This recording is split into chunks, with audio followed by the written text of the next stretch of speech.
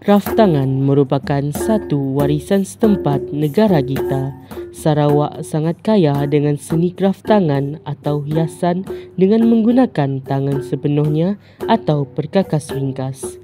Kraft tangan selalunya membawa kepentingan kebudayaan atau keagamaan.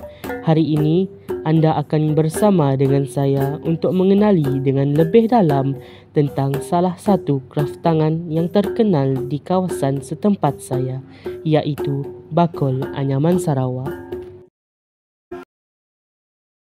Tangan merupakan salah satu warisan tempatan. Assalamualaikum warahmatullahi wabarakatuh. Salam sejahtera, salam Malaysia Menari. Saya Iqbal Farish bin Syafri, pelajar tingkatan 4 Sekolah Menengah Kebangsaan Serian dan saya adalah pengacara anda. Hari ini saya akan menemu bual beberapa warga tempatan mengenai kraft tangan bakul ampayan. Kita saksikan temu bual saya bersama dengan mereka.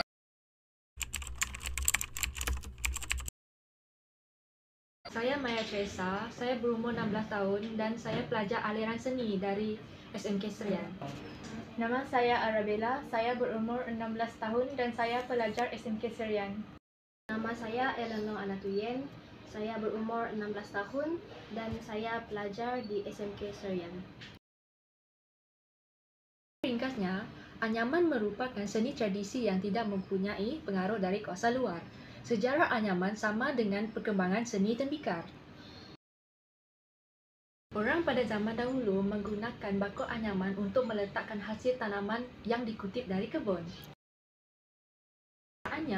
Bakul anyaman bercorak enggang laba-laba dan motif bunga-bungaan. Corak bakul anyaman yang paling terkenal dipanggil ajat, yang diperbuat dari rotan halus berbentuk silinder dan dipasangkan dengan dua tali pengikat. Adalah salah satu contoh bakul anyaman yang diperbuat daripada 100% rotan. Ia digunakan untuk meletakkan buah-buahan dan sayur-sayuran. Selain daripada itu, ia juga boleh digunakan sebagai bahan perhiasan di rumah atau di pameran. Ini adalah cara membuat bakul anyaman yang ditunjukkan oleh warga setempat dengan menggunakan tali plastik.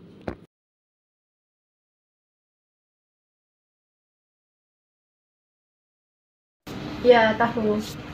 Ya, tahu. Saya selalu menggunakan bakul anyaman ini untuk membawa bekalan makanan ke sekolah. Saya menggunakan bakul anyaman ini untuk mengubah bunga hiasan. Ini adalah antara contoh bakul yang telah saya gubah menjadi bunga hiasan yang cantik. Cantik kan? Saya rasa pihak kerajaan boleh mengekspor bakul anyaman Sarawak ini ke luar negeri atau negara. Selain itu, pembuat bakul anyaman juga boleh mengiklankan anyaman mereka di media sosial untuk mempopularkan jualan mereka.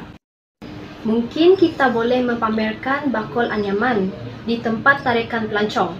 Di samping itu, kita boleh menggunakan bakul anyaman di luar negara dan orang yang melihatnya akan tertarik dengan keunikan bakul anyaman.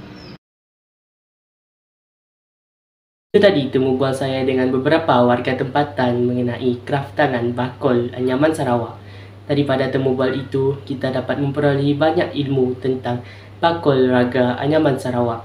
Saya sendiri belajar bahawa pentingnya untuk kita mengekalkan warisan tempatan kita supaya tidak ditelan zaman. Bak kata pepatah, tak lapuk di hujan, tak lekang di panas. Ada banyak lagi hal yang ingin saya kupaskan di dalam video ini, tetapi masa mencemburi kita. Jadi saya kira sampai di sini saja masa kita bersama. Terima kasih kerana menonton dan salam hormat.